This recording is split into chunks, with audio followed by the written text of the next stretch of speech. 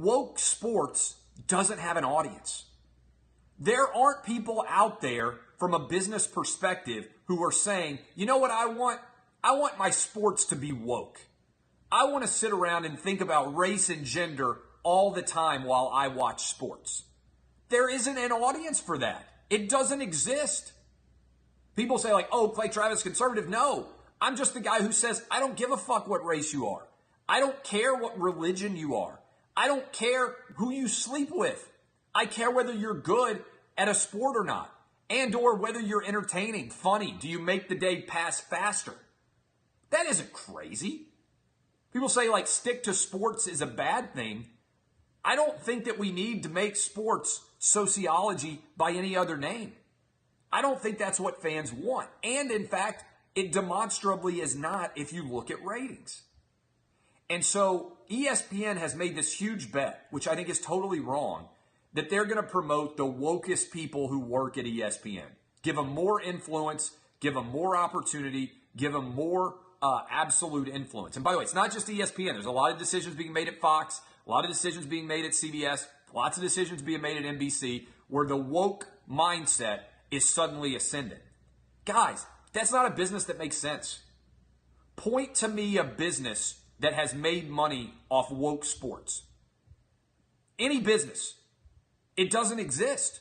The only reason woke sports exist is because ESPN and Fox and NBC and CBS have decided to throw money at it because they make so much money elsewhere. The Undefeated is a fucking money pit.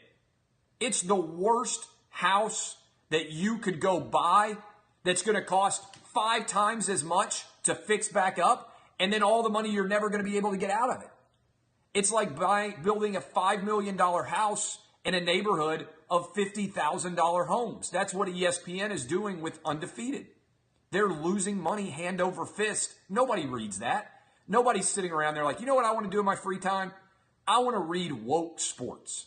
I want to get my sociological fix on the impact of race and gender in sports today. Those classes don't even do well on college campuses, and you got a whole bunch of pussy millennials on college campuses. Nobody's like, you know what I want to do? Of all the classes I can take, I want to take gender studies in sports. I want to take woke sports 101 on this campus. Nobody wants it. It's a failed business model.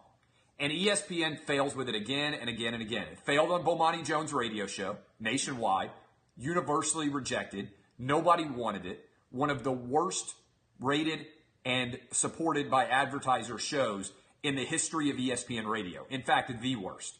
And then they tried it on ESPN the 6. They said, you know what people want now? They want woke center. They want us to sit around and debate all sorts of stuff that has nothing to do with sports. And you know what happened? The ratings collapsed, the advertising collapsed, and Jemele Hill got forced out. And they hoped that Jemele Hill was going to go somewhere else. They hoped that she might go to MSNBC. They hoped that she might go to CNN. This is people I talked to at ESPN. They were hoping that she was going to go elsewhere. They replaced all of the producers and all the talent that she had close relationships with.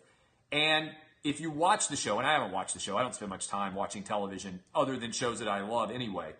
It had basically become the most boring show in television, and you could see that Jemele Hill was playing out the thread. And if you listen to our show, you know that as part of the woke report, I told Jason Martin that he had to watch this SC6, as they called it, the 6 o'clock Sports Center, every day for a month.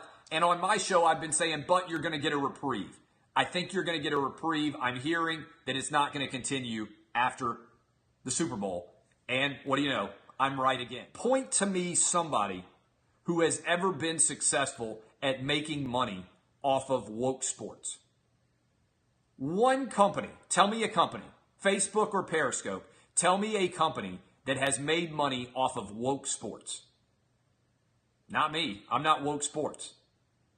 There's not one. There is not one at all making money off of woke sports. Undefeated is a disaster. Bomani Jones, disaster. There isn't anybody that makes money off of woke sports. And so if you want to go left wing, if you want to go far left wing sports, you're certainly welcome to do it. And you might get good, favorable response on Twitter. but your business model is going to collapse.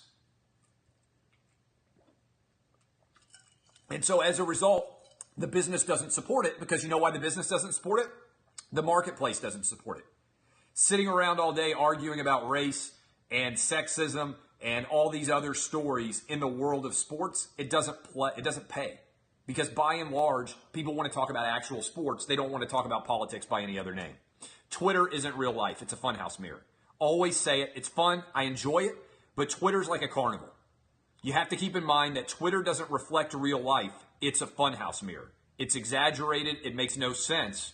And letting Twitter dictate your ideas or the decisions that you make is a recipe for disaster. That's the truth.